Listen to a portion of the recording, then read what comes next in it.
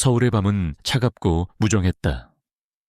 매서운 겨울바람이 빌딩 숲을 휘감으며 날카로운 소리를 냈다. 한밤중 도심의 외곽에 위치한 낡은 주택가 골목은 인적이 끊긴 지 오래였다.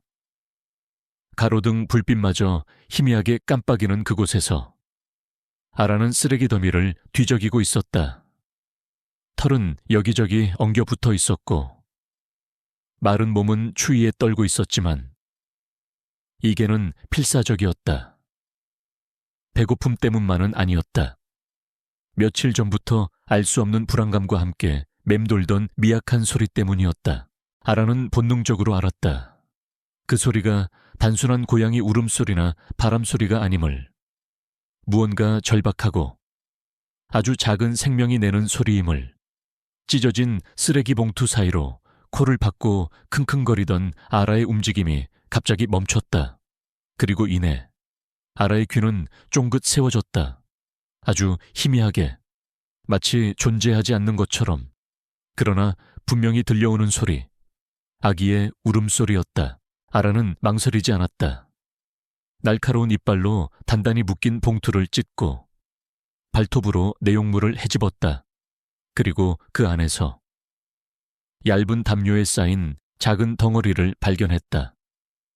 희미한 달빛 아래 아라는 그 작은 생명이 인간의 아기임을 깨달았다. 온몸을 떨며 울고 있는 아기는 갓 태어난 듯 붉고 연약했다. 아라의 눈빛이 흔들렸다. 본능이 경고했다. 위험했다. 그러나 동시에 아라는 느꼈다. 이 작은 생명을 지켜야 한다는 강렬한 충동을. 아라는 조심스럽게 아기를 물었다. 부드럽게. 아기에게 상처 하나 내지 않으려는 듯이. 그리고는 망설임 없이 어두운 골목을 벗어나기 시작했다. 어디로 가야 할지는 몰랐지만 이 아기를 안전한 곳으로 데려가야 한다는 생각만이 아라의 머릿속을 가득 채웠다. 아라의 발걸음은 빠르고 단호했다. 차가운 아스팔트 위를 내달리며 아라는 한참을 달렸다. 희미하게 보이는 병원 불빛을 향해 아라는 필사적으로 달렸다. 마치 그곳이 이 작은 생명을 구할 유일한 희망인 것처럼. 마침내 아라는 한서진이 야간 당직을 서고 있는 종합병원 응급실 앞에 도착했다. 낡고 지친 모습에 아라는 망설임 없이 유리문 앞에 섰다. 그리고 작은 콧소리를 내며 문 안을 향해 몸을 비볐다. 다행히 응급실 문은 자동문이었고 아라의 움직임에 반응하여 스르륵 열렸다. 아라는 잠시 주춤했지만 이내 결심한 듯 안으로 들어섰다. 응급실 안은 북적거렸지만 모두들 각자의 일에 바빠 아라의 존재를 알아채지 못했다. 아라는 침착하게, 그러나 빠르게 가장 안쪽에 소아과 진료실 쪽으로 향했다. 한서진은 지쳐 있었다. 밤새도록 밀려드는 환자들 때문에 눈코 뜰 새 없이 바빴다. 그녀는 막 한 아이의 진료를 마치고 차트를 정리하고 있었다. 그때였다. 문이 스르륵 열리고 털이 엉망인 유기견 한 마리가 들어서는 것을 본 것은 서진은 눈살을 찌푸렸다. 어휴, 웬 개가. 그녀가 막 동료 간호사를 부르려던 찰나 아라의 입에 물린 무언가를 발견했다. 작은 덩어리, 그리고 이내 그 덩어리에서 들려오는 희미한 울음소리. 서진의 심장이 쿵 하고 떨어졌다. 그녀는 얼른 아기에게 다가갔다. 아라가 조심스럽게 아기를 내려놓았다. 얇은 담요에 쌓인 아기는 얼굴이 새빨개진 채 울고 있었다. 서진은 아기를 안아들었다. 놀랍도록 가벼운 무게, 그리고 이내 갓 태어난 아기에게서 나는 특유의 비릿한 냄새가 서진의 코를 스쳤다. 세상에, 아기잖아. 그녀의 손이 떨렸다. 본능적으로. 서진은 아기의 상태를 살폈다. 탯줄은 아직 달려 있었고 탯줄 부위는 지저분하게 잘려 있었다. 천은 급격히 떨어져 있었고 입술은 새파랬다. 서진은 재빨리 인큐베이터를 준비하라고 지시했다. 그녀의 얼굴에는 당혹감, 분노, 그리고 깊은 슬픔이 교차했다. 이럴 수가. 대체 누가 이런 짓을. 아기는 인큐베이터 안으로 옮겨졌다. 서진은 의료진과 함께 아기의 생체 징후를 확인하고 응급처치를 시작했다. 그 와중에도 아라는 진료실 문 밖에서 꼼짝 않고 서진과 아기를 지켜보고 있었다. 아라의 눈빛은 불안함과 동시에 알 수 없는 슬픔으로 가득 차 있었다. 마치 아기의 운명을 알고 있는 듯이. 응급처치가 어느 정도 마무리되자 서진은 잠시 한숨을 돌렸다. 그녀는 아래에게 다가갔다. 네가 이 아기를 데려온 거니? 아라는 서진의 말을 알아들은 듯 꼬리를 살짝 흔들었다. 서진은 아라의 헝클어진 털을 쓰다듬었다. 따뜻하고 진한 감동이 그녀의 마음을 흔들었다. 동시에 서진의 머릿속에는 잊고 싶었던 과거의 한 조각이 섬광처럼 스쳐 지나갔다. 몇 달 전. 아니, 어쩌면 1년 전이었을까. 그녀의 병원에서 발생했던 충격적인 사건. 젊은 여대생 김민주 실종 사건. 당시 그녀는 이 사건이 단순한 가출이라고 생각했었지만 아기와 아라의 등장은 그녀의 마음속에 또 다른 의문의 그림자를 드리웠다. 서진은 진료실 창밖을 내다봤다. 새벽녘. 하늘은 아직 어둠에 잠겨 있었지만 저 멀리 동쪽에서 희미하게 여명이 밝아오고 있었다. 이 작은 아기의 등장과 아라의 기적 같은 행동은 단순한 우연이 아니었다. 서진은 직감했다. 이 사건이 그녀의 삶을, 그리고 어쩌면 세상에 숨겨진 진실을 뒤흔들 거대한 실타래의 시작이 될 것이라는 것을. 그녀의 가슴속 깊이 묻어두었던 과거의 아픈 기억들이 다시금 수면 위로 떠오르기 시작했다. 어둠 속에 갇혀 있던 퍼즐 조각들이 하나씩 맞춰지는 듯한 불길한 예감. 서진은 자신도 모르게 주먹을 꽉 쥐었다. 이야기는 단순한 유기 아기가 아닐지도 모른다. 그리고 이 개, 아라는 어쩌면 이 모든 미스터리를 푸는 열쇠일지도 모른다. 그녀의 시선은 다시 인큐베이터 안에 아기에게로 향했다. 작은 아기는 여전히 미약하게 숨을 쉬고 있었지만 아까보다는 훨씬 안정된 모습이었다. 아기의 작은 손가락이 서진의 손가락을 스쳤다. 따뜻한 온기. 서진은 아기의 작은 손을 감쌌다. 그녀의 마음속에는 무언가 강렬한 결심이 싹트고 있었다. 이 아기를 반드시 지켜야 한다. 그리고 이 아기에게 얽힌 모든 진실을 밝혀내야 한다. 그것이 어떤 대가를 치르더라도 그녀는 알았다. 잠자고 있던 자신의 과거가 이 아기의 생명과 함께 다시 깨어나고 있다는 것을. 그리고 그 과거 속에는 분명 그녀가 마주해야 할 고통스러운 진실이 기다리고 있을 터였다. 병원 복도 저편에서 경찰의 발소리가 들려왔다. 이제부터 시작이었다. 한서진의 병원 생활은 언제나 시간에 쫓겼지만 아기가 발견된 이후로는 더욱 그랬다. 아기의 상태는 다행히 안정되었지만 여전히 신생아 집중치료실의 인큐베이터 안에서 조심스럽게 관찰되고 있었다. 아기의 작은 얼굴을 볼 때마다 서진의 마음은 아릿했다. 동시에 그녀의 머릿속은 복잡한 질문들로 가득 찼다. 대체 누가 이런 짓을 했을까? 그리고 아라. 그 유기견은 어떻게 정확히 아기를 발견하고 병원까지 데려왔을까? 경찰 조사는 시작되었지만 별다른 진척이 없었다. 병원 주변 CCTV는 대부분 노후되어 화질이 좋지 않았고 사건 당일 새벽 골목길을 지나간 차량이나 인적은 거의 없었다. 서진은 답답함을 느꼈다. 경찰의 모든 것을 맡기기에는 무언가 석연치 않은 구석이 많았다. 그녀는 본능적으로 직감했다. 이 사건은 단순한 유기가 아닐 것이라고. 그리고 그 뒤에는 그녀가 잊고 싶었던 과거의 그림자가 드리워져 있을지도 모른다고. 서진의 과거는 그리 순탄치 않았다. 몇 년 전, 그녀가 레지던트 시절 근무했던 대학병원에서 유사한 사건이 있었다. 당시 젊은 여대생 김민주가 갑자기 실종되었고, 그녀의 실종을 둘러싼 소문은 무성했다. 병원 내부에서는 그녀가 불법적인 일에 연루되었다는 소문이 돌았고, 경찰은 단순 가출로 잠정 결론 내렸다. 하지만 서진은 달랐다. 민주의 눈빛 속에서 불안과 절박함을 보았던 서진은 그녀가 스스로 사라질 리 없다고 확신했다.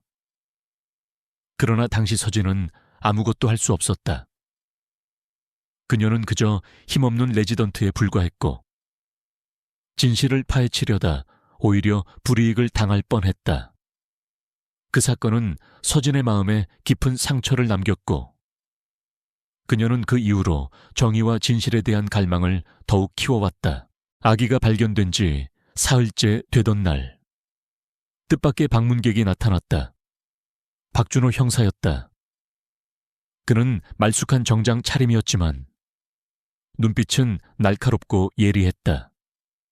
준호는 서진이 레지던트 시절 김민주 실종 사건을 담당했던 형사였다. 그는 당시 서진의 주장을 유일하게 귀 기울여 들어주었던 사람이기도 했다. 서진은 놀라움과 함께 반가움을 느꼈지만 동시에 불안감도 밀려왔다. 준호가 이 사건에 왜 직접 나선 것일까?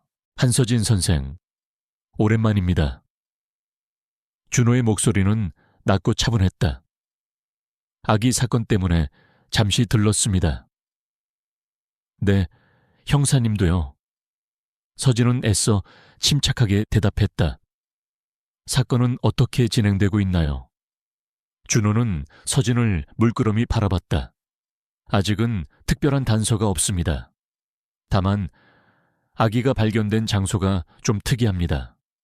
그 골목은 원래 인적이 드물고 쓰레기를 버리는 곳도 아니거든요. 서진은 고개를 끄덕였다. 저도 그 점이 이상했어요. 그리고 아라라는 개가 아기를 데려왔다는 것도요. 아라? 그 개 말입니까? 준호의 눈썹이 살짝 올라갔다. 그 개가 아직 병원에 있습니까? 네, 아직요. 녀석은 계속 아기 곁을 지키고 있어요. 마치 아기의 보호자인 것처럼요. 준호는 잠시 생각에 잠겼다. 흥미롭군요. 짐승의 본능이라고 하기엔 너무나 의도적입니다. 그는 말을 이었다. 혹시 이 사건이 예전 김민주 실종 사건과 연관이 있다고 보십니까? 서진의 심장이 쿵 하고 떨어졌다. 그녀는 준호가 먼저 그 말을 꺼낼 줄은 몰랐다. 저도 그런 불길한 예감이 들어요. 민주 씨가 사라졌던 곳도 그 병원 근처였고, 무엇보다 아기의 얼굴을 볼 때마다 민주 씨의 모습이 겹쳐 보이는 듯해요. 물론 말도 안 되는 소리겠지만요. 준호는 그녀의 말을 자르지 않았다. 그는 서진의 불안한 눈빛을 읽는 듯했다. 한 가지 더 물어보죠. 그게 아라가 아기를 데려온 방향이 어디였습니까? 서진은 잠시 망설이다 대답했다. 응급실 CCTV를 확인해보니 걔는 병원 뒤편에 낡은 주택가 골목 쪽에서 왔습니다. 준호의 표정이 미묘하게 변했다. 그렇군요. 혹시 그 근처에 폐쇄된 의원이나 오래된 건물 같은 게 있었던가요? 서진은 퍼뜩 무언가 생각난 듯 눈을 크게 떴다.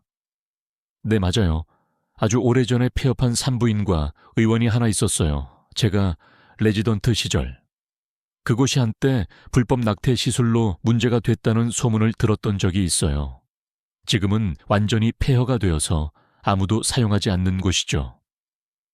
준호의 얼굴에 희미한 미소가 번졌다. 좋습니다, 서진 선생. 혹시 그곳으로 저와 함께 가보시겠습니까? 저는 직감적으로 그곳에 무언가 단서가 있을 것 같다는 생각이 듭니다. 서진은 잠시 망설였다. 위험할 수도 있었다. 하지만 진실을 밝혀내야 한다는 강렬한 열망이 그녀를 이끌었다. 네, 가겠습니다. 지금 바로요. 두 사람은 준호의 차를 타고 어두운 골목길로 향했다. 아라는 서진을 따라 나서려 했지만 서진은 아기 곁에 있어야 할 아라를 병원에 남겨두었다. 아라야, 너는 아기 곁을 지켜줘. 나는 다녀올게. 아라는 서진의 말을 이해한 듯 얌전히 병원 복도에 앉아 서진이 사라지는 뒷모습을 지켜봤다. 폐쇄된 산부인과 의원은 음산했다. 낡은 건물은 담쟁이 동굴로 뒤덮여 있었고 창문은 깨져 있었다. 내부는 먼지와 거미줄로 가득했고 곰팡이 냄새가 진동했다. 서진은 과거의 기억을 더듬으며 건물 내부를 둘러봤다.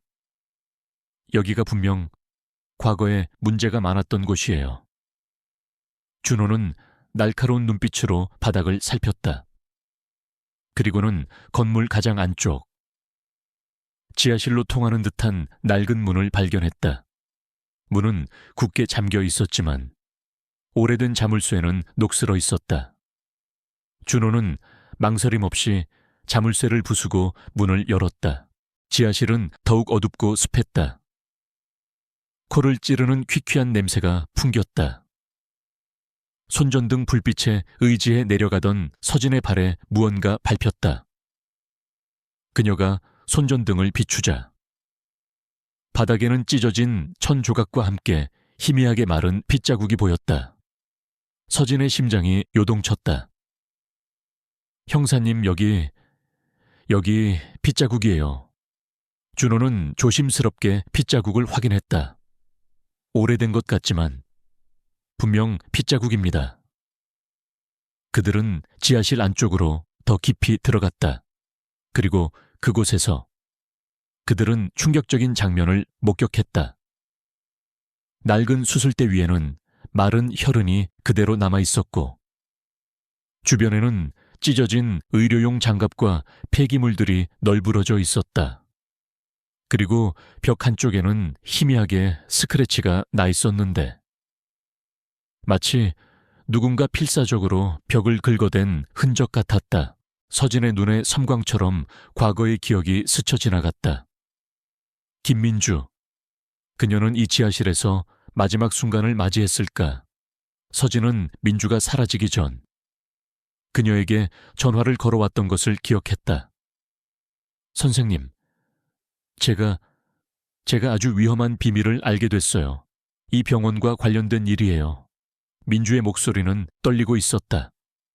그리고 그 전화는 갑자기 끊겼다. 서진은 그때 민주의 말을 흘려들었던 자신을 자책했다. 준호는 벽에 난 스크래치를 자세히 살폈다. 이건 분명 누군가 필사적으로 남긴 흔적입니다. 그는 스크래치 옆에 쓰여진 희미한 글자를 발견했다. 마치 손톱으로 긁은 듯한, 그러나 분명히 형체를 알아볼 수 있는 글자였다. 김, 박. 서진은 소스라치게 놀랐다. 김, 박, 김민주, 박 원장. 준호의 표정이 굳어졌다. 박 원장이란요? 이 병원의 원장 말입니까? 네, 제가 레지던트 시절 이 산부인과의 원장은 박선우라는 사람이었어요. 당시에도 비리 의혹이 많았지만 결국 아무것도 밝혀지지 않았죠. 그 후 그는 병원을 폐업하고 사라졌어요. 준호는 벽에 적힌 글자를 카메라로 찍었다. 이건 중요한 단서가 될 겁니다. 그들은 지하실을 빠져나왔다. 바깥 공기는 차가웠지만 서진의 몸은 열기로 후끈 달아올랐다. 그녀는 이제 확신했다. 아기가 발견된 사건과 김민주 실종 사건은 결코 무관하지 않았다. 그리고 그 중심에는 박선우라는 인물이 있었다. 그녀는 아라의 존재가 이 모든 진실을 밝히는데 결정적인 역할을 할 것이라는 예감을 지울 수 없었다. 아라가 아니었다면 그들은 이 지하실의 존재조차 알지 못했을 것이다. 아라는 단순한 개가 아니었다. 그녀는 아라의 눈빛에서 깊은 슬픔과 함께 무언가 간절히 바라는 듯한 염원을 보았다. 마치 아라가 김민주의 영혼의 분신이라도 되는 것처럼 서진은 준호에게 말했다. 형사님, 박선우를 찾아야 해요. 그 사람이 모든 진실을 알고 있을 거예요. 그리고 아기는 민주 씨의 아기일 수도 있어요. 준호의 눈빛도 흔들렸다. 가능성이 없는 얘기는 아닙니다. 하지만 박선우는 이미 몇 년 전부터 행방불명 상태입니다. 조직적인 움직임이 있었다면 그를 찾는 건 쉽지 않을 겁니다. 그래도 찾아야 해요. 이 아기를 위해서라도, 그리고 민주 씨를 위해서라도요. 서진의 목소리는 떨렸지만 그 안에는 단호한 결의가 담겨 있었다. 밤은 깊어지고 있었다. 서울의 빌딩 숲은 여전히 어둠 속에 잠겨 있었지만 서진의 마음속에는 희미한 빛이 떠오르기 시작했다. 그녀는 이제 어둠 속을 헤치고 나아갈 용기를 얻었다. 잃어버린 진실을 찾기 위한 긴 여정의 시작이었다. 한서진의 삶은 혼돈 속으로 빠져들었다. 아기의 생존과 김민주의 비극적인 운명, 그리고 그 뒤에 숨겨진 거대한 음모의 실타래는 그녀의 일상을 송두리째 흔들었다. 병원에서는 아기의 친부모를 찾기 위한 공식적인 절차가 시작되었지만 서진은 이미 다른 방향으로 진실을 파헤치고 있었다. 박준호 형사와의 협력은 그녀에게 큰 힘이 되었지만 동시에 그녀는 점점 더 깊은 위험 속으로 발을 들여놓고 있음을 직감했다. 지하실에서 발견된 박이라는 글자와 마른 핏자국은 결정적인 단서였다. 준호는 박선우 원장의 행방을 쫓기 시작했고 서진은 병원에서 그와 관련된 기록을 뒤졌다. 하지만 박선우에 대한 기록은 놀랍도록 깨끗했다. 마치 누군가 의도적으로 그의 흔적을 지운 듯했다. 오히려 서진이 예전부터 알고 있던 그에 대한 비리 의혹들은 전혀 찾아볼 수 없었다.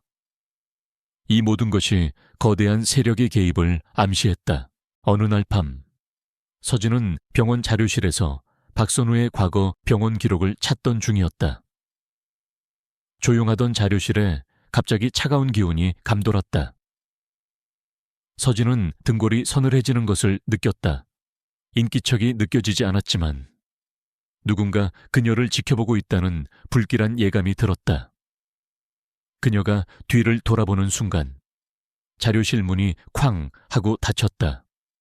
서진은 놀라 비명을 지를 뻔했다. 누구세요? 그녀는 떨리는 목소리로 물었지만 대답은 없었다. 대신 어둠 속에서 거친 숨소리가 들려왔다. 그때 어디선가 나타난 아라가 자료실 문을 향해 맹렬히 짖기 시작했다. 아라의 날카로운 짖음은 어둠 속의 존재를 움찔하게 만들었다. 서진은 아라 덕분에 간신히 냉정을 되찾았다. 그녀는 아라에게 속삭였다. 아라야, 괜찮아. 괜찮을 거야. 아라의 짖음이 계속되자 어둠 속의 존재는 더 이상 버티지 못하고 황급히 자리를 피하는 듯했다. 문이 다시 스르륵 열리고 복도에는 아무도 없었다. 서진은 아라의 머리를 쓰다듬었다. 고마워. 아라야, 네가 아니었으면 큰일 날 뻔했어. 아라는 서진의 손에 얼굴을 비비며 꼬리를 흔들었다. 이 기적 같은 개는 단순히 아기를 데려온 것만이 아니었다. 아라는 서진의 곁에서 그녀를 보호하고 위험을 경고하는 수호신 같은 존재가 되어주고 있었다. 다음 날, 서진은 준호에게 전날 밤의 일을 이야기했다. 준호의 얼굴은 심각해졌다. 분명 경고일 겁니다. 우리가 진실에 가까워지고 있다는 증거죠. 박선우는 혼자가 아닙니다. 그 뒤에 더 큰 그림자가 있다는 의미입니다. 준호는 자신의 정보망을 총동원하여 박선우의 행적을 추적했다. 그리고 며칠 후 놀라운 사실을 알아냈다. 박선우는 죽은 사람으로 위장되어 있었고 해외로 도피한 것으로 알려져 있었다. 하지만 준호의 끈질긴 추적 끝에 박선우가 여전히 국내에 숨어 지내고 있다는 단서가 포착되었다. 그는 서울 외곽의 한 고급 빌라에 은신해 있었으며 그곳은 거대한 기업인 정화그룹의 소유로 되어 있었다. 정화그룹. 서진의 머릿속에 섬광처럼 스쳐 지나가는 이름이었다. 그녀의 아버지가 과거에 몸담았던 의료재단과 밀접한 관계를 맺고 있던 그룹. 정화그룹은 표면적으로는 의료기기 및 제약산업으로 유명했지만 뒤로는 불법적인 의료사업과 관련된 어두운 소문이 끊이지 않았다. 서진은 자신의 아버지가 정화그룹의 비리에 연루되어 있다는 소문을 듣고 충격을 받았던 기억을 떠올렸다. 그녀는 아버지를 믿지 않았지만 이 모든 것이 연결되어 있다는 불길한 예감을 지울 수 없었다. 준호는 정화그룹의 불법적인 사업과 박선우의 연관성을 파헤치기 시작했다. 그리고 충격적인 사실이 드러났다. 정화그룹은 오래전부터 불법적인 방식으로 불임 시술을 진행하고 여기서 태어난 아기들을 암암리에 매매하는 거대한 네트워크를 운영하고 있었다. 박선우는 이 네트워크의 핵심 인물이었고 김민주는 이 모든 비리를 우연히 알게 되어 살해당했던 것이다. 그리고 버려진 아기는 김민주의 아기였다. 서진은 믿을 수 없었다. 아기가 김민주의 아기라니. 그리고 그 뒤에 정화그룹이라는 거대한 악의 축이 있었다니. 그녀의 심장은 분노와 슬픔으로 터질 것 같았다. 민주의 죽음, 그리고 아기의 유기, 이 모든 것이 조직적인 범죄였다는 사실에 서진은 몸을 떨었다. 그녀는 아기가 입원해 있는 신생아 집중치료실로 달려갔다. 인큐베이터 안의 아기는 평화롭게 잠들어 있었다. 서진은 아기의 작은 손을 잡았다. 미안해, 민주야. 그리고 아가, 내가 반드시 너를 지켜줄게. 엄마의 억울함도 밝혀줄게. 준호는 정화그룹의 핵심 인물이자 박선우의 배후 세력으로 지목된 사람을 추적하기 시작했다. 그 인물은 바로 정화그룹의 부회장 이도현이었다. 이도현은 겉으로는 자선사업에 앞장서는 존경받는 기업인이었지만 뒤로는 수단과 방법을 가리지 않는 냉혈한이었다. 그는 자신의 명예와 부를 위해 어떤 악행도 서슴지 않았다. 서진은 이도현이라는 이름에 또 한 번 충격을 받았다. 이도현은 과거 서진의 아버지를 자신의 사업에 끌어들이려 했던 인물이었기 때문이다. 이도현은 자신들의 비밀이 드러나자 서진과 준호를 제거하기 위해 움직이기 시작했다. 그들은 서진의 주변을 맴돌며 감시했고 그녀의 병원 동료들을 협박했다. 심지어 서진의 의료과실을 조작하여 그녀를 의료계에서 매장하려 했다. 서진은 점점 더 고립되었지만 그녀는 포기하지 않았다. 그녀는 아기와 민주를 위해 싸워야 했다. 어느 날 밤, 서진은 병원을 나서던 길에 의문의 남성들에게 습격을 당했다. 그들은 서진의 입을 틀어막고 강제로 채 태우려 했다. 서진은 필사적으로 저항했지만 힘에서는 역부족이었다.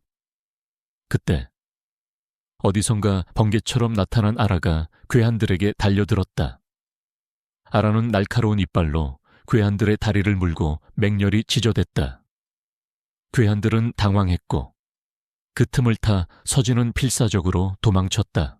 아라는 서진을 따라왔고 서진은 아라의 도움으로 간신히 위기를 모면했다. 아라는 그녀의 생명의 은인이자 가장 든든한 조력자였다. 서진은 아라의 눈을 바라봤다. 그 눈에는 깊은 슬픔과 함께 그녀를 향한 변함없는 충성심이 담겨 있었다. 서진은 아라가 단순히 똑똑한 개가 아니라 민주의 영혼과 어떤 식으로든 연결되어 있다는 확신을 가졌다. 민주가 아라를 통해 자신의 아기를 지키고 자신의 억울함을 알리려 하는 것이라고 준호는 이도현이 박선우를 협박하여 김민주를 살해하고 불법적인 아기 매매 사업의 증거를 인멸하려 했다는 사실을 밝혀냈다. 박선우는 자신의 죄를 이도현에게 전가하고 도피하려 했던 것이다. 준호는 박선우를 체포하기 위한 작전을 준비했다. 하지만 이도현은 이미 박선우를 처리하여 모든 증거를 없애려 하고 있었다. 시간은 촉박했다. 서진은 박선우의 행방을 알고 있는 유일한 사람인 정화그룹의 내부 고발자를 만나기로 했다. 그 고발자는 과거 박선우와 함께 일했던 간호사였는데 죄책감에 시달리다 뒤늦게 용기를 낸 것이었다. 서진은 준호 몰래 홀로 그를 만나러 갔다. 그녀는 그 고발자가 위험에 처할까봐 걱정했지만 동시에 그에게서 모든 진실을 듣고 싶었다. 서진이 고발자를 만난 곳은 한적한 공원 벤치였다. 고발자는 잔뜩 겁에 질린 얼굴로 서진에게 모든 것을 털어놓았다. 이도현이 어떻게 민주를 살해하고 아기를 버렸는지, 그리고 박선우를 이용하여 자신들의 비리를 감췄는지를 상세하게 설명했다. 고발자는 심지어 모든 불법적인 거래 내용이 담긴 USB를 서진에게 건넸다. 그러나 그 순간 공원 주변에 수상한 그림자들이 나타났다. 이도현의 수하들이었다. 그들은 고발자를 잡아가려 했고 서진에게서 USB를 빼앗으려 했다. 서진은 필사적으로 USB를 움켜쥐고 도망쳤다. 괴한들은 그녀를 맹렬히 추격했다. 서진은 이제 혼자가 아니었다. 그녀의 등 뒤에는 아기와 민주의 억울한 죽음, 그리고 정의에 대한 강렬한 갈망이 있었다. 그녀는 알았다. 이제 돌아갈 곳은 없었다. 이 싸움에서 이기지 못하면 그녀의 모든 것이 파괴될 것이라는 것을, 그리고 아기와 아라, 준호 형사의 안전도 위협받을 것이라는 것을 그녀는 필사적으로 달렸다. 어둠 속에서 진실을 향한 그녀의 싸움은 이제 막 시작되었다. 공원에서의 습격은 한서진에게 깊은 충격을 주었지만 동시에 그녀의 내면에 잠재된 강인함을 일깨웠다. 그녀는 이제 단순한 의사가 아니었다. 김민주의 억울한 죽음과 버려진 아기를 위해, 그리고 정의를 위해 싸우는 전사였다. 손에 쥐어진 USB는 단순한 저장 매체가 아니라 진실을 밝힐 결정적인 증거이자 그녀의 손에 들린 칼과 같았다. 서진은 간신히 괴한들을 따돌리고 준호에게 연락했다. 준호는 그녀의 안전을 확인하고 안도했지만 그녀가 자신 몰래 행동한 것에 대해 질책했다. 한서진 선생, 이건 너무 위험한 일입니다. 왜 혼자 움직였습니까? 서진은 숨을 고르며 말했다. 죄송해요, 형사님. 하지만 시간이 없었어요. 그리고 저는 그 고발자가 위험에 처할까봐 걱정됐어요. 준호는 한숨을 쉬었지만 이내 그녀의 단호함에 고개를 끄덕였다. 알겠습니다. 이제 USB를 분석해야 합니다. 제가 전문가를 수배하겠습니다. USB에는 정화그룹의 불법적인 아기 매매와 관련된 모든 거래 내역, 박선우 원장의 역할, 그리고 김민주를 살해한 증거들이 고스란히 담겨 있었다. 자료를 분석하던 준호는 경악을 금치 못했다. 이건 상상 이상입니다. 정화그룹은 자신들의 불임 클리닉을 통해 고의적으로 산모들에게 잘못된 정보를 제공하고 아기들을 매매했어요. 그리고 김민주는 이 모든 사실을 폭로하려다 살해당한 겁니다. 정말 잔인한 짓이군요. 자료 속에는 김민주가 박선우에게 살해당하는 순간을 녹화한 음성 파일과 함께 아기를 유기하는 장면이 담긴 CCTV 영상 조각들도 있었다. 특히 김민주가 죽기 직전 흐느끼는 목소리로 내 아기 지켜줘 라고 말하는 음성이 서진의 심장을 찢어놓았다. 서진은 눈물을 흘렸다. 그녀는 아기의 얼굴에서 민주의 모습을 다시 떠올렸다. 그리고 아라가 아기를 데려온 이유를 더욱 확신하게 되었다. 아라는 민주의 마지막 염원을 이루어주기 위해 아기를 서진에게 데려다 준 것이었다. 그때 준호는 USB 자료에서 충격적인 사실을 발견했다. 박선우의 배후에는 이도현 외에 또 다른 인물이 있었다. 그 인물은 바로 서진의 아버지 한태호였다. 한태호는 과거 정화그룹의 의료재단 이사였으며 이도현과 함께 불법적인 아기 매매 사업을 기획하고 실행한 핵심 인물이었다. 서진은 믿을 수 없었다. 자신의 아버지가 그토록 끔찍한 범죄에 연루되어 있었다니 서진의 머릿속에 과거의 기억들이 폭풍처럼 휘몰아쳤다. 어릴 적 아버지와의 관계는 늘 어긋나 있었다. 아버지는 언제나 일에만 몰두했고 서진에게는 차가운 존재였다. 그녀는 아버지가 병원 비리에 연루되었다는 소문을 듣고 크게 실망했지만 이렇게까지 깊이 개입되어 있을 줄은 꿈에도 생각지 못했다. 그녀는 아버지가 언제나 도덕적이고 올바른 사람이라고 믿으려 애썼다. 하지만 USB 속의 증거는 그 모든 믿음을 산산조각냈다. 서진은 과거의 한 조각, 아버지가 한때 소중히 여기던 낡은 일기장을 떠올렸다. 그 일기장에는 아버지의 꿈과 희망, 그리고 어둠 속으로 빠져들게 된 과정이 기록되어 있을지도 모른다는 직감이 들었다. 그녀는 준호에게 아버지를 체포하기 전에 그 일기장을 찾아야 한다고 말했다. 형사님, 저희 아버지를 만나야겠어요. 그리고 그분의 일기장을 찾아야 해요. 분명 거기에 모든 진실이 담겨 있을 거예요. 준호는 서진을 말렸다. 위험합니다. 한태호는 이미 증거인멸을 시도하고 있을 겁니다. 그리고 그는 이도현의 수하들과 함께 움직이고 있을 가능성이 높습니다. 그래도 가야 해요. 제가 아니면 아무도 할 수 없어요. 그리고 저는 아버지를 이해하고 싶어요. 왜 이렇게까지 됐는지. 서진의 눈빛은 흔들렸지만 그 안에는 강한 결의가 담겨 있었다. 서진은 아라와 함께 그리고 준호가 파견한 몇 명의 형사와 함께 아버지의 오래된 서재로 향했다. 서재는 먼지가 가득했지만 모든 것이 예전 그대로였다. 서진은 책장 구석구석을 뒤지기 시작했다. 그때였다. 낡은 책들 사이에 숨겨져 있던 얇은 일기장을 발견한 것은 서진은 떨리는 손으로 일기장을 펼쳤다. 일기장 속에는 한태호의 오랜 고뇌와 죄책감이 담겨 있었다. 그는 처음에는 순수한 의도로 의료재단에 참여했지만 이도현의 유혹과 압력에 굴복하여 점점 더 깊은 수렁으로 빠져들었다. 그는 처음에는 불법적인 시술에 반대했지만 결국 돈과 권력 앞에서 타협했다. 특히 민주를 살해하고 아기를 유기한 일에 대해서는 깊은 죄책감을 느끼고 있었다. 그는 민주가 진실을 폭로하려 할 때 이도현에게 살해당하는 것을 막지 못했고 그 아기를 참아 죽이지 못해 유기했다고 고백했다. 일기장의 마지막 장에는 한태호의 간절한 바람이 담겨 있었다. 누군가 이 모든 것을 밝혀주기를, 그리고 내 죄를 용서해주기를, 특히 내 딸 서진이 이 아기의 운명을 구원해주기를. 서진은 눈물을 흘리며 일기장을 덮었다.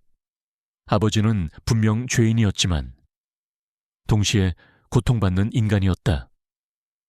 그녀는 아버지를 용서할 수는 없었지만 이해할 수 있었다. 그리고 그녀는 아버지가 마지막으로 바랐던 것처럼 이 아기를 구원해야 한다는 사명감을 느꼈다. 그때 서재문이 쾅 하고 열렸다. 이도현의 수하들이 들이닥쳤다. 그들은 서진을 붙잡고 일기장을 빼앗으려 했다. 서진은 필사적으로 저항했지만 수적으로 분리했다. 그때 아라가 맹렬히 달려들어 괴한들의 다리를 물었다. 아라의 용맹한 모습에 괴한들은 주춤했다. 그 틈을 타 형사들이 들이닥쳤고 격렬한 몸싸움이 벌어졌다. 싸움은 치열했지만 준호와 형사들의 활약으로 괴한들은 제압되었다. 하지만 그 과정에서 일기장은 찢어지고 일부 내용이 유실되었다. 서진은 찢어진 일기장을 부여잡고 절망했다. 이도현은 이 모든 것을 숨기려 했다. 그들의 악행을 세상에 알릴 결정적인 증거들이 사라질 위기에 처한 것이다. 바로 그때 예상치 못한 인물이 서재로 들어섰다. 한태호였다. 그는 비틀거리는 몸으로 나타났다. 그의 얼굴은 병색이 짙었고 눈빛은 절망감으로 가득 차 있었다. 그는 자신의 딸이 위험에 처한 것을 보고 더 이상 숨어 있을 수 없었던 것이다. 서진아, 내가 미안하다. 한태호는 서진에게 다가오려 했지만 이도현의 수하들이 그를 막아섰다. 이도현은 멀리서 이 모든 상황을 지켜보고 있었다. 그는 한태호가 나타나자 더욱 당황한 듯했다. 이도현은 자신의 패배를 직감했지만 마지막까지 발버둥 쳤다.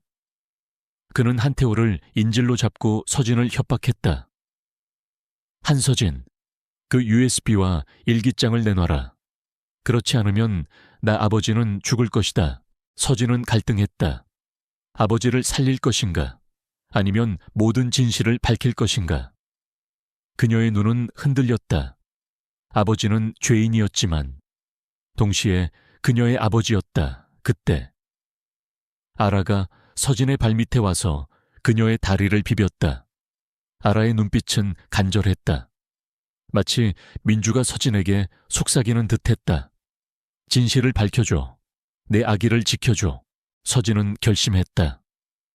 그녀는 이도현을 노려보며 단호하게 말했다. 당신 뜻대로 되지 않을 거예요. 저는 모든 진실을 밝힐 거예요. 저 아기를 위해서라도 그녀는 손에 쥐고 있던 USB를 준호에게 던졌다. 준호는 USB를 받아들었고 이도현의 수하들은 당황했다. 이도현은 격분했다. 그는 한태호를 향해 손짓했고 수하들은 한태호를 끌고 서재 밖으로 향했다. 서진은 아버지를 구하고 싶었지만 그녀는 알았다. 진실을 밝히는 것이 더 중요했다. 그녀는 아버지를 믿었다. 아버지가 마지막 순간에는 옳은 선택을 할 것이라고 서진은 준호에게 말했다. 형사님, 이도현을 잡아야 해요. 그리고 우리 아버지를 구해야 해요.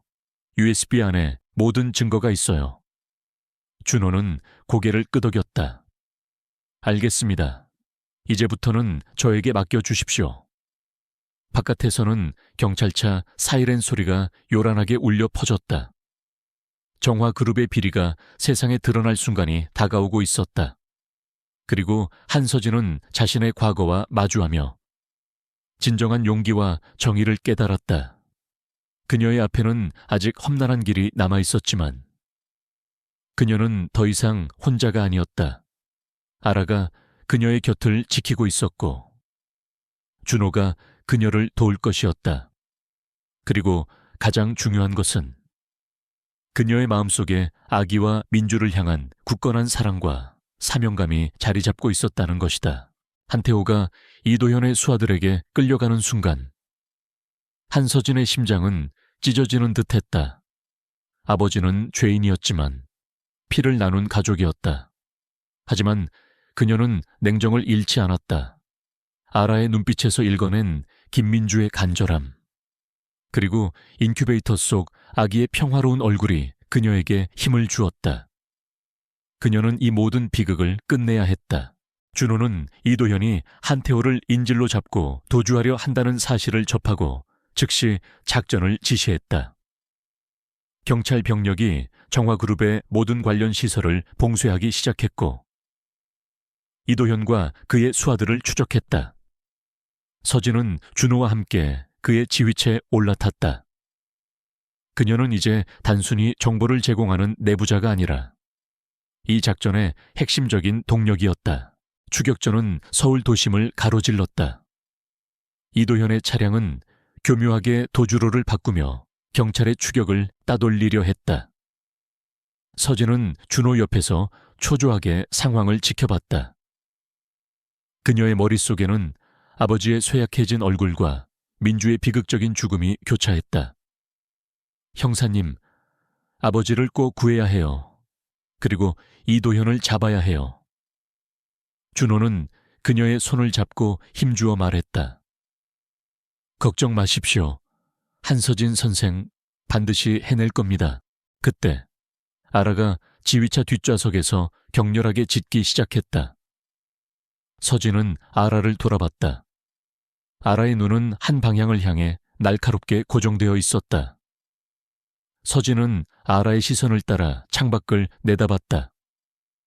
형사님, 저기요. 이도현의 차가 아니에요. 준호는 즉시 운전색에 지시했다. 좌회전 아라가 뭔가 발견한 것 같습니다. 놀랍게도. 아라가 가리킨 방향에는 이도현의 차량과는 다른, 그러나 정화그룹 소유로 보이는 검은색 승합차가 빠르게 이동하고 있었다. 준호는 직감했다. 이도현이 경찰의 추격을 따돌리기 위해 차량을 바꿔 탄 것이다. 경찰은 즉시 검은색 승합차를 추격했다. 승합차는 외곽의 낡은 공장지대로 향했다. 그곳은 정화그룹의 폐기물 처리 공장이었지만 실제로는 불법적인 의료 폐기물을 처리하고 비밀스러운 실험을 진행하던 곳으로 알려져 있었다.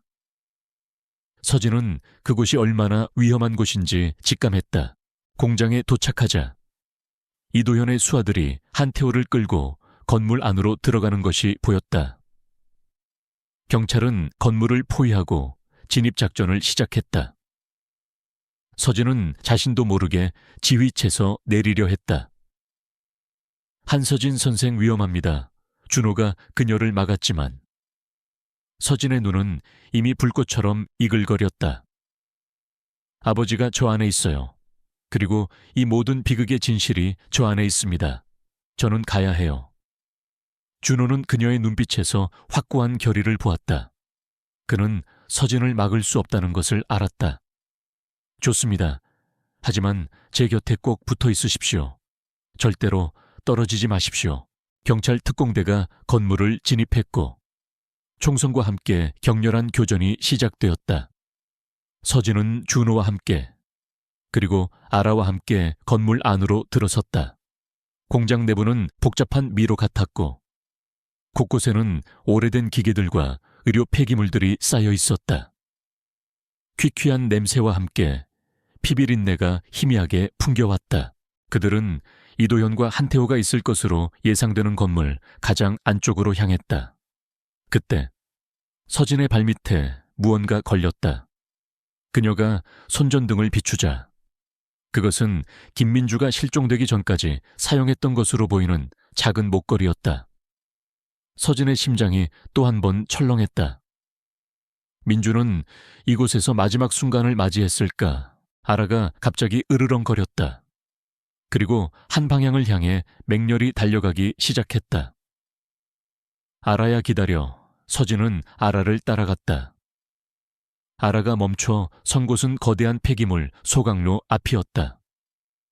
소각로는 뜨거운 열기를 내뿜으며 활활 타오르고 있었다. 그리고 그 소각로 옆에서 이도현이 한태호를 붙잡고 있었다. 이도현의 눈은 광기로 번들거렸다. 그는 자신의 모든 죄를 소각로에 태워 없애려 하고 있었다. 이도현, 준호가 소리치며 총을 겨눴다. 이도현은 비웃으며 한태호의 목에 칼을 들이밀었다. 한 발짝이라도 더 움직이면 이 노인은 죽는다. 한태호는 고통스러운 얼굴로 서진을 바라봤다. 서진아, 도망쳐. 여긴 네가 있을 곳이 아니야. 서진은 아버지를 향해 달려가려 했지만 준호가 그녀를 막았다. 이도현은 여유롭게 웃으며 말했다. 어리석은 것들, 이제 와서 뭘 하겠다는 거냐? 모든 증거는 저 소각로 안에 있다. 김민주도, 그리고 이 늙은이도 이 모든 것을 파괴하면 아무도 내 죄를 밝혀낼 수 없을 것이다. 그때였다. 아라가 맹렬히 이도현에게 달려들었다. 아라는 이도현의 다리를 맹렬히 물었고 이도현은 고통에 찬 비명을 지르며 한태호를 놓쳤다. 한태호는 바닥에 쓰러졌다. 이도현은 아라를 발로 찼지만 아라는 끈질기게 이도현의 다리를 물고 늘어졌다. 그 틈을 타 서진은 아버지를 향해 달려갔다. 아버지, 괜찮으세요? 서진은 아버지를 부축했다. 한태호는 서진의 얼굴을 바라봤다. 그의 눈에는 죄책감과 함께 희미한 희망이 깃들어 있었다. 서진아, 미안하다. 다 내 죄다. 이도현은 분노에 차서 총을 빼들었다. 그는 서진과 한태호를 향해 총을 겨눴다. 이 빌어먹을 게 같은 것들, 너희 모두 죽어라. 그 순간 준호가 이도현을 향해 몸을 날렸다. 총성이 울렸지만 준호는 이도현의 손에서 총을 떨어뜨렸다. 격렬한 몸싸움이 벌어졌고 이도현은 준호의 복부를 가격하고 소각로 쪽으로 도망치려 했다. 그는 마지막까지 증거를 인멸하고 도망치려 했다. 이도현이 소각로로 달려가려던 순간 아라가 다시 그의 앞을 막아섰다. 아라는 끈질기게 이도현의 발목을 물고 늘어졌고 이도현은 휘청거리며 소각로 옆에 철제 난간에 머리를 부딪혔다. 그는 고통에 찬 비명을 지르며 바닥에 쓰러졌다. 그의 손에는 작은 스위치가 쥐어져 있었다. 소각로의 모든 증거를 완전히 태워버릴 스위치였다. 이도현은 쓰러진 채로 필사적으로 스위치를 누르려 했다. 서진은 몸을 날려 이도현의 손에서 스위치를 빼앗았다. 그녀의 얼굴에는 땀과 먼지가 뒤섞여 있었지만 눈빛은 강렬했다. 이제 끝이야. 당신의 죄는 모두 밝혀질 거야. 그때 이도현의 수하들이 다시 들이닥쳤다. 그들은 서진을 향해 달려들었다. 서진은 아라의 도움으로 간신히 그들을 막아섰지만 그녀의 힘으로는 역부족이었다. 그때 뒤에서 경찰 병력이 들이닥쳤고 남은 수하들은 모두 제압되었다.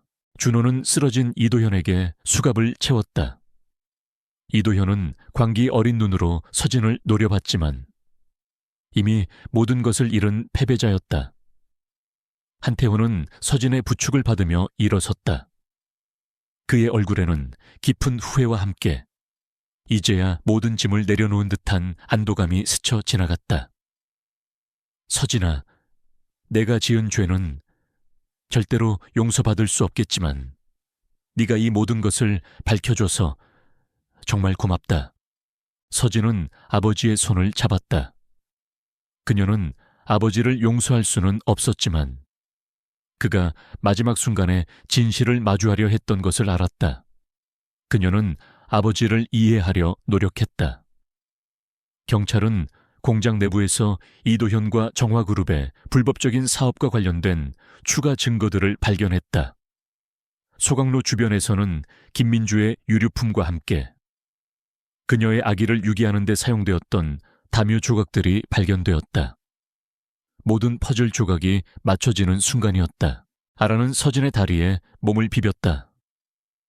아라의 눈빛은 이제 슬픔 대신 평화로움으로 가득 차 있었다. 마치 김민주의 영혼이 이제야 편안히 잠들 수 있게 된 것처럼. 서진은 아라의 머리를 쓰다듬으며 속삭였다. 고마워. 아라야, 내 덕분이야. 이 모든 것을 지켜보던 준호는 서진을 바라봤다. 그녀는 이제 더 이상 여리고 나약한 의사가 아니었다. 그녀는 진실을 위해 자신을 내던진 용감한 여인이었다. 그리고 그녀의 곁에는 늘 아라가 있었다. 서진은 알았다. 이 모든 고통스러운 여정 끝에 그녀는 드디어 진정한 자유와 평화를 찾을 수 있을 것이라고. 그리고 아기는 마침내 진정한 가족을 찾을 수 있을 것이라고 정화그룹의 폐기물 공장에서 벌어진 격렬한 대치 끝에 이도현과 그의 수하들은 마침내 체포되었다. 한서진은 이도현의 손에서 스위치를 빼앗고 그의 모든 악행을 저지하는 데 결정적인 역할을 했다. 그녀의 용기와 아라의 헌신은 이 모든 비극의 막을 내리는 데 없어서는 안 될 요소였다. 현장에 도착한 경찰 병력은 공장 내부에서 추가적인 증거들을 확보했고 이도현의 모든 죄를 명확히 입증할 수 있게 되었다. 한태우는 구급차에 실려 병원으로 이송되었다. 그는 생명이 위독할 정도는 아니었지만 극도의 스트레스와 쇠약함으로 인해 의식을 잃은 상태였다. 서진은 아버지의 병실에 앉아 그의 창백한 얼굴을 바라봤다. 그녀의 마음속에는 복잡한 감정들이 뒤엉켰다. 분노, 슬픔, 그리고 미약한 연민. 아버지는 죄인이었지만 동시에 오랜 시간 고통받아온 피해자이기도 했다. 이도현의 그림자 아래에서 그는 스스로를 잃어버렸고 결국 돌이킬 수 없는 죄를 저질렀다. 준호는 서진의 곁을 지켰다. 그는 이도현의 뒤를 쫓던 오랜 시간 동안 그가 얼마나 악랄하고 교묘한 인물이었는지 잘 알고 있었다. 한서진 선생, 정말 고생 많으셨습니다. 모든 것이 당신의 용기 덕분입니다. 서진은 고개를 저었다. 아니요, 형사님, 아라 덕분이에요. 그리고 민주 씨 덕분이에요. 그녀는 아라의 머리를 쓰다듬었다. 아라는 서진의 곁에서 꼼짝 않고 앉아 있었다. 마치 그녀의 그림자처럼 이도현의 체포 소식은 언론을 통해 빠르게 퍼져나갔다. 정화그룹의 불법적인 아기 매매와 김민주 살해 사건은 전국을 충격에 빠뜨렸다. 언론은 이도현의 이중적인 삶과 그가 저지른 끔찍한 범죄들을 상세히 보도했다. 국민들은 분노했고 철저한 진상규명과 엄벌을 촉구했다. 정화그룹은 주가가 폭락하고 이미지에 치명타를 입었다. 그들의 추악한 민낯이 백일에 드러난 것이다. 수사 과정에서 박선우 원장의 행적도 완전히 밝혀졌다. 그는 이도현의 협박과 돈에 눈이 멀어 불법 시술에 가담했고 김민주 살해에도 관여했다. 하지만 그는 죄책감에 시달리다 이도현을 배신하고 내부 고발자에게 증거를 넘기려 했던 것이다. 박선우는 도피 생활 중 극심한 불안감에 시달렸고 결국 자수하여 자신의 모든 죄를 고백했다. 그의 진술은 이도현의 유죄를 입증하는 데 결정적인 증거가 되었다. 며칠 후 서진은 신생아 집중치료실에 아기를 찾아갔다. 아기는 건강하게 잘 자라고 있었다. 서진은 아기의 작은 손을 잡았다. 아기의 눈망울은 맑고 순수했다. 서진은 아기를 바라보며 민주의 영혼에 닿는 듯한 깊은 감정을 느꼈다. 민주 씨, 이제 당신의 억울함이 풀렸어요. 그리고 아기도 안전해요. 서진은 아기의 이름을 지어주기로 결심했다.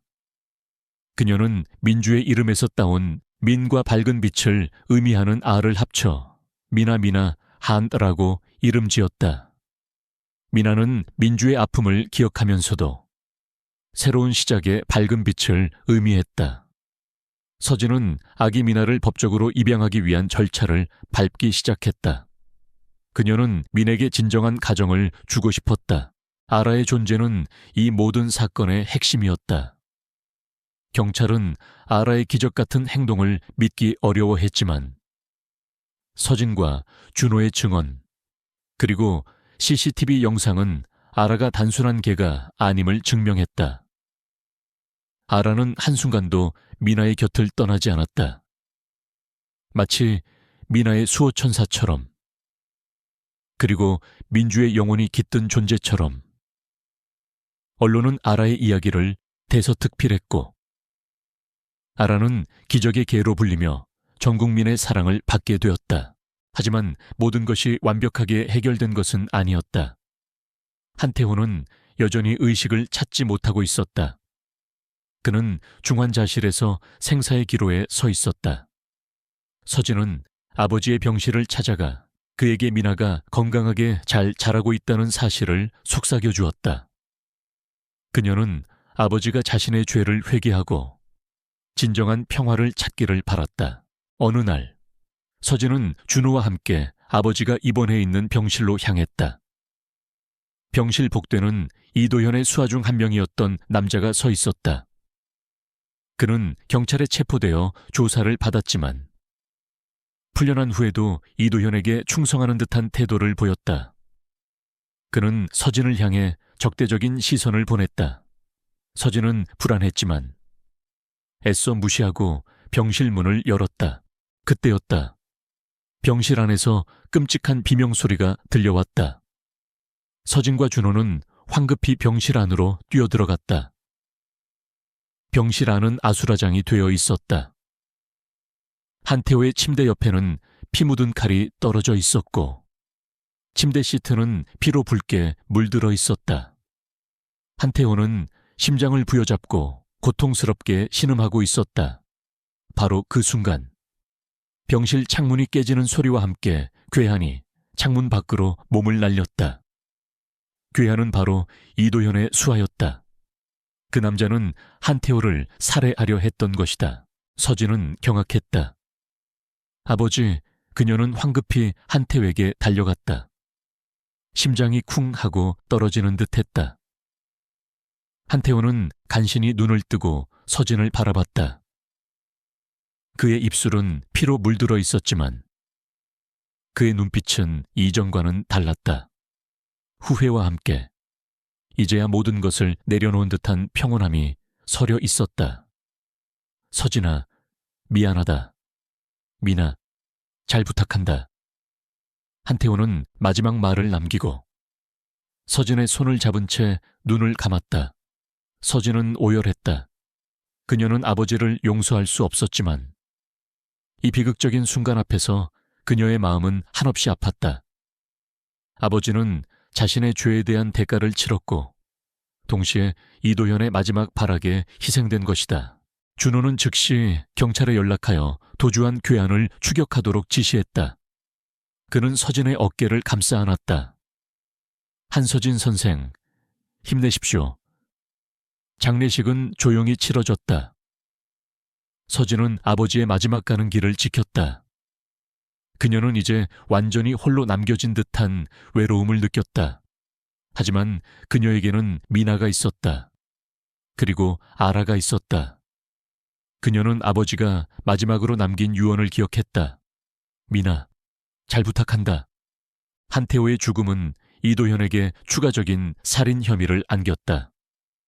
이도현은 결국 종신형을 선고받았다. 정화그룹의 모든 비리는 철저히 수사되었고 관련된 모든 인물들이 법의 심판을 받았다.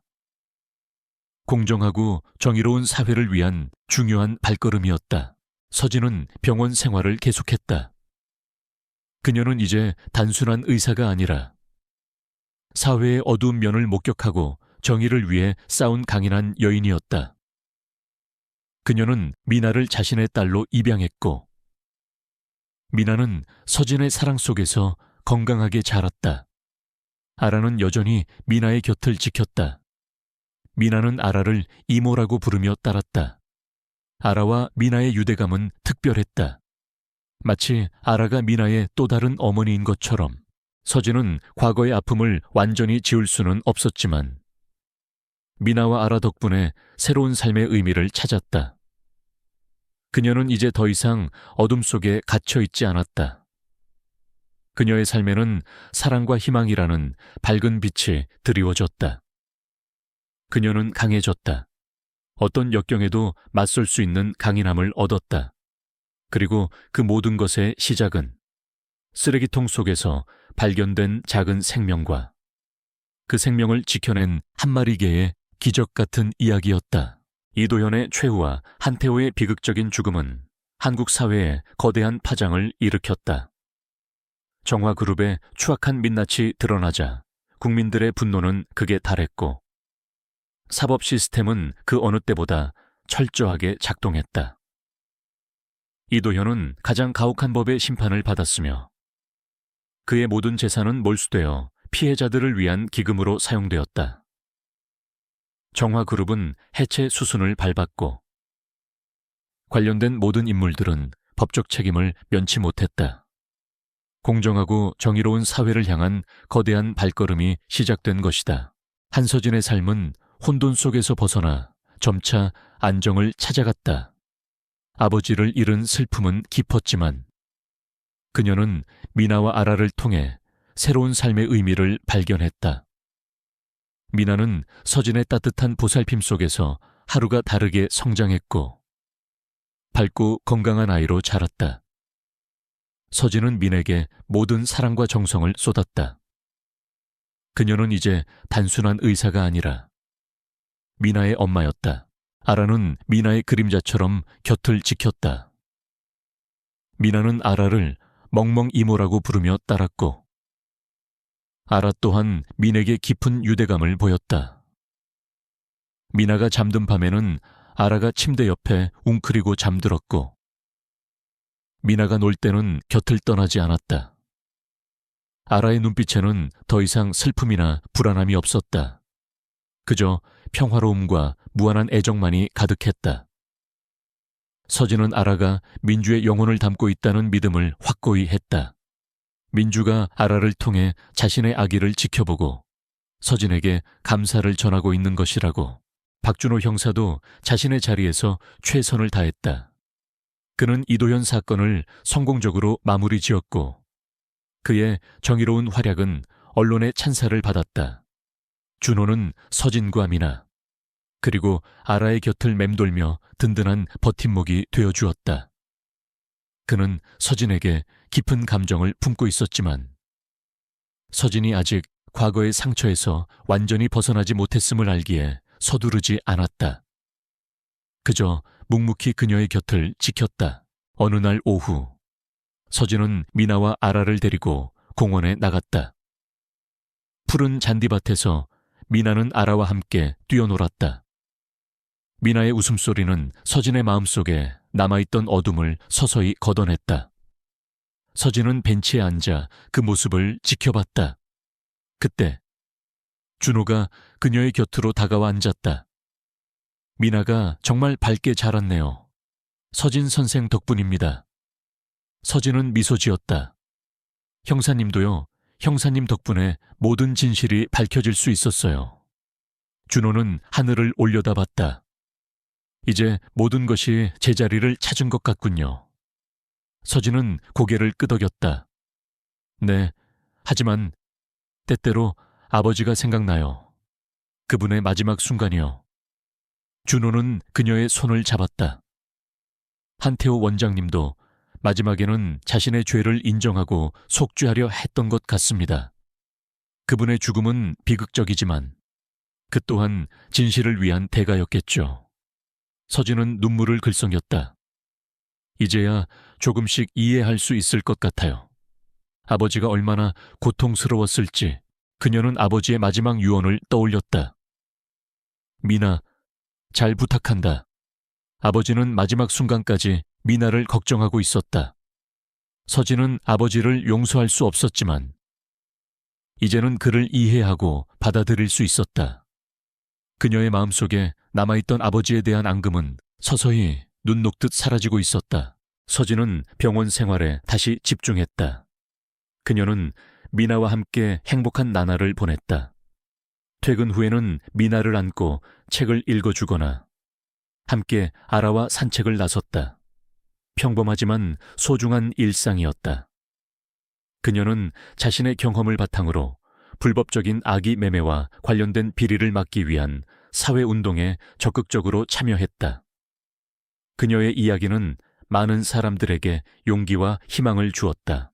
어느 날 밤, 미나가 잠든 후 서진은 아라를 안고 거실 소파에 앉았다. 아라는 서진의 품에 안겨 편안하게 잠들어 있었다. 서진은 아라의 털을 부드럽게 쓰다듬었다.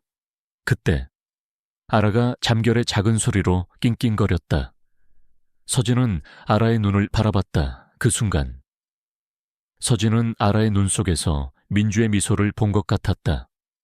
따뜻하고 평화로운 미소. 마치 고마워, 잘 부탁해 라고 말하는 듯한. 서진은 눈물을 흘렸다. 그것은 슬픔의 눈물이 아니라 안도와 감사의 눈물이었다. 민주의 영혼은 이제 편안히 잠들 수 있을 것이다. 그리고 아라의 임무도 끝났다. 하지만 아라는 여전히 서진과 미나의 곁에 남아 있었다. 그녀는 이제 단순한 기적의 개가 아니라 이 가족의 소중한 일원이었다. 시간이 흘러 미나는 초등학교에 입학했다. 서진은 미나의 입학식에 참석했다. 미나는 예쁜 교복을 입고 환하게 웃고 있었다. 서진의 가슴은 벅차올랐다.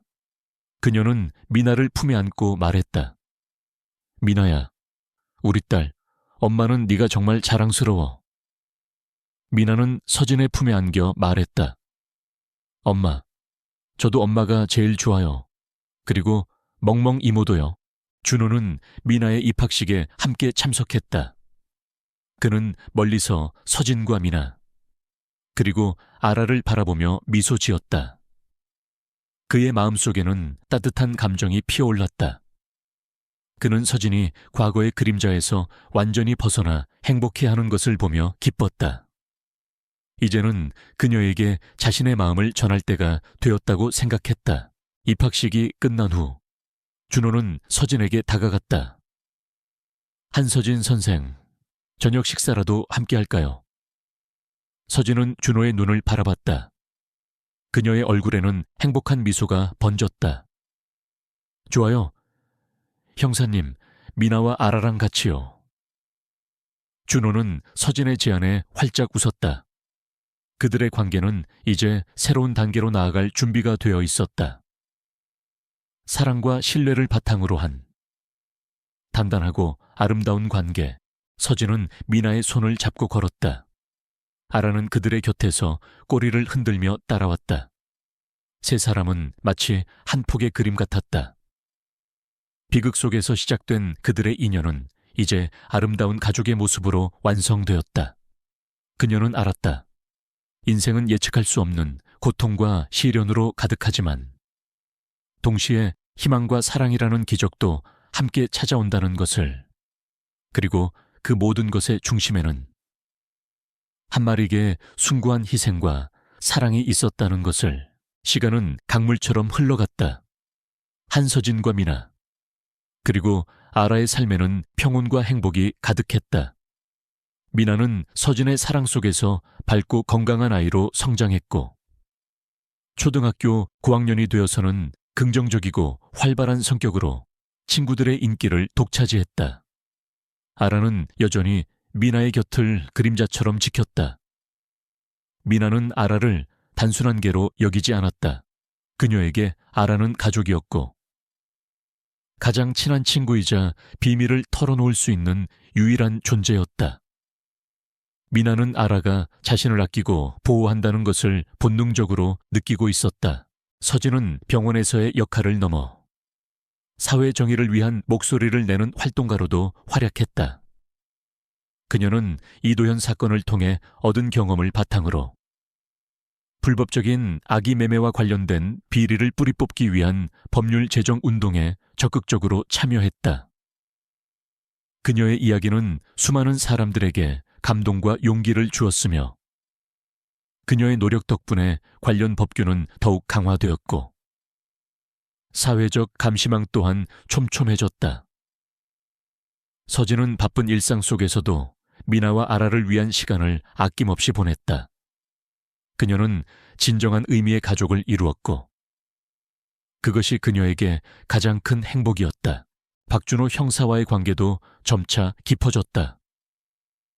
준호는 서진의 곁에서 묵묵히 그녀를 지지했고 때로는 가장 힘든 순간에 그녀에게 위로와 용기를 주었다.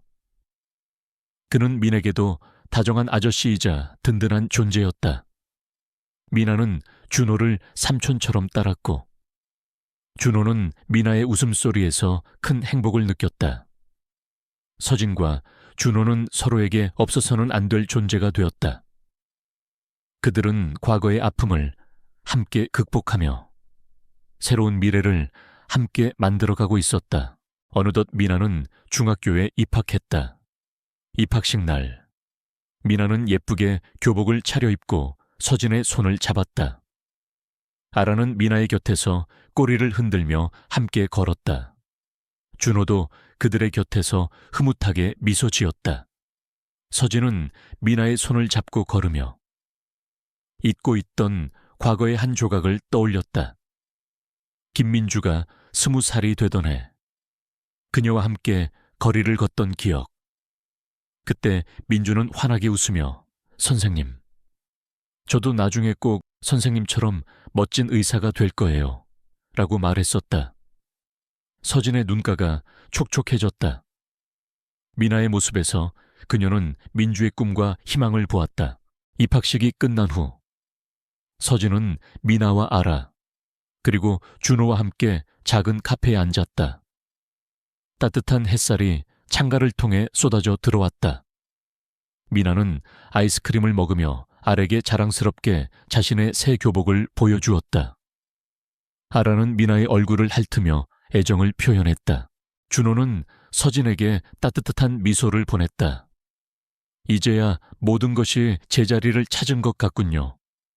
서진 선생은 정말 훌륭한 엄마이자 용감한 사람이었습니다. 서진은 준호의 눈을 바라봤다. 형사님도요. 형사님 덕분에 제가 여기까지 올 수 있었어요. 준호는 잠시 망설이다가 서진의 손을 잡았다. 서진 선생, 아니, 서진아, 이제는 더 이상 혼자 힘들어하지 않아도 돼. 나랑 미나, 그리고 아라와 함께 행복해지자. 서진의 눈에서 눈물이 흘러내렸다. 그녀는 준호의 진심을 느꼈다. 그녀는 고개를 끄덕였다. 고마워요. 준호 씨. 그날 이후 서진과 준호의 관계는 연인의 관계로 발전했다. 그들은 서로의 상처를 보듬어주고 미래를 함께 계획했다. 미나는 준호를 새로운 아빠처럼 따랐고 그들의 가정에는 웃음꽃이 피어났다. 아라는 이 모든 변화를 지켜보며 조용히 꼬리를 흔들었다. 어느 날 서진은 미나와 아라와 함께 김민주의 납골당을 찾았다. 납골당은 평화로웠고 민주의 영정은 여전히 밝게 웃고 있었다. 서진은 미나의 손을 잡고 말했다. 미나야, 여기 계신 분은 내 이름의 첫 글자를 따서 지어진 이름의 주인공이야. 너를 낳아주신 분이지. 미나는 눈을 동그랗게 뜨고 영정을 바라봤다. 그녀는 자신의 출생에 대한 진실을 이미 알고 있었다. 서진은 민에게 모든 것을 솔직하게 이야기해 주었고 미나는 그것을 슬픔보다는 이해와 사랑으로 받아들였다. 미나는 조용히 영정 앞에 꽃을 놓았다. 엄마, 저 잘 지내고 있어요. 걱정하지 마세요. 그리고 저를 낳아주셔서 정말 감사해요.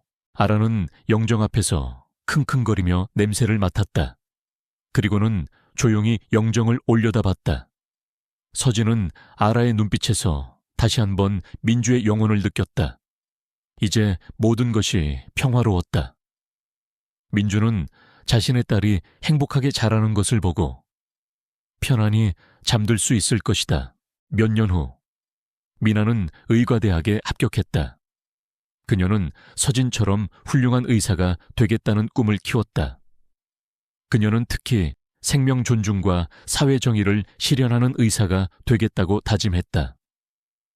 미나의 합격 소식에 서진과 준호는 기쁨의 눈물을 흘렸다. 아라도 미나의 주위를 맴돌며 기쁨을 함께했다. 미나의 대학 입학식 날, 서진은 준호와 함께 아라를 데리고 참석했다. 미나는 당당한 모습으로 단상에 올랐다. 그녀는 신입생 대표로 선서를 했다. 그녀의 목소리는 맑고 또렷했다. 저는 생명의 존엄성을 지키고 어둠 속에서 고통받는 이들을 위해 헌신하는 의사가 되겠습니다. 서진은 미나의 모습을 바라보며 깊은 감동을 느꼈다. 미나는 민주의 꿈을 이어받아 더 나아가 세상의 빛이 될 것이었다. 그녀의 삶은 비극 속에서 시작되었지만 이제는 희망과 사랑의 증거가 되었다. 이야기는 한 마리 개의 숭고한 행동에서 시작되었다. 쓰레기통 속에서 버려진 작은 생명은 한 여성의 삶을 송두리째 바꾸어 놓았고 거대한 악의 그림자를 세상에 드러냈다. 그 과정에서 많은 아픔과 고통이 있었지만 결국 진실은 승리했고 사랑은 모든 것을 치유했다. 한서진은 자신의 과거를 극복하고 진정한 용기와 사랑을 찾았다. 미나는 비극 속에서 태어났지만 사랑과 보호 속에서 밝고 건강하게 자랐다. 그리고 아라는 그 모든 것의 시작이자 끝까지 곁을 지킨 소중한 수호천사였다. 그들의 삶은 앞으로도 계속될 것이다. 사랑과 희망, 그리고 정의를 향한 끊임없는 여정 속에서